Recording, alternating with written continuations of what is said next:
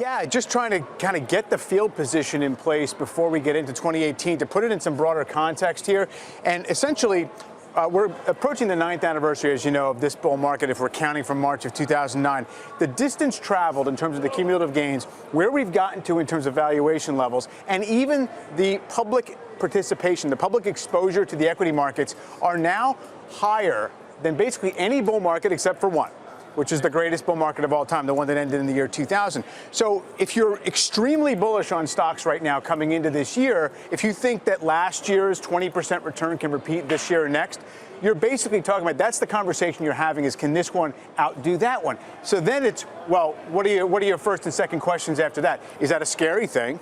What are the differences and similarities? And scary, not so much, because I don't think you're seeing similar behavioral kind of knock-on effects of this market being so high. You're not seeing a rash of half-baked IPOs that people are scooping up. No, we've got ICOs this time, Mike. It's all happening outside of equities, right? Which actually gives me pause, because people in 2007 said, oh, that's a credit problem. That's not a stock problem. Right. However, you also, yes, it's highly valued right now in terms of a PE basis, but still such a huge distance to where we were in 2000. I do think, though, it probably surprises people that if you looked at the aggregate exposure to stocks by households in the U.S., it's not that far below where we were in 99 and 2000, just because the market's up so much. Wow. And maybe it's a narrower holding of stocks, but it's still as significant. That is surprising. Stay with us as well, Mike. We're going to bring in J.J. Kinahan from TD Ameritrade. Welcome to you. Hey, guys. Happy New Year. What do you think? I think Mike is right in some sense. You know, we just released our IMX, which shows our clients' interaction with the market. It's at an all-time high. But to Wait, what does that mean for? Well, I'm sorry. So thank you for saying that. What it means is clients who made at least one trade in the month, that engaged with the market at least once.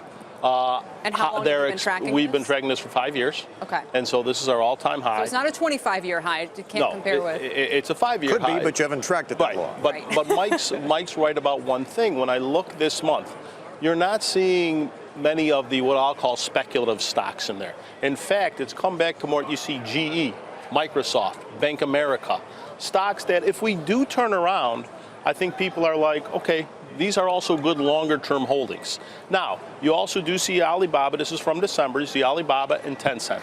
We've seen these, you know, I've talked to you guys every month for the last couple of years. These are stocks we've seen the last few months. Right. And Amazon. Why? Because they're in the retail online space, which, as we know, has been a great space to be. You're not seeing any of the traditional brick-and-mortar retail. In fact, our millennials were sellers of some retailers, such as Costco and Nike. So again, I think it's very interesting how people are looking at that way. And I will say, I think one thing the traditional market's missing about all the coin activity is this is the greatest opportunity. People complain that we haven't been able to get millennials to trade. Okay, maybe this isn't the product I'd like people to start with, but this is the greatest opportunity we've had in the market to get people who weren't traditionally interested in the market. So you think this could be a gateway drug in a good way? I do. I really do, Kelly. Now, I hope it doesn't end poorly. Get into GE. Well, you know what? Traditionally, we've been like, well, use 10% of your money to speculate, use 90% as solid. What they're saying is we don't want to do that. We want to do 90% speculative. Do I agree with that?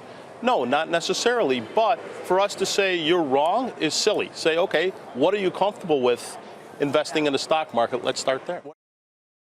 Hey there, thanks for checking out CNBC on YouTube. Be sure to subscribe to stay up to date on all of the day's biggest stories. You can also click on any of the videos around me to watch the latest from CNBC. Thanks for watching.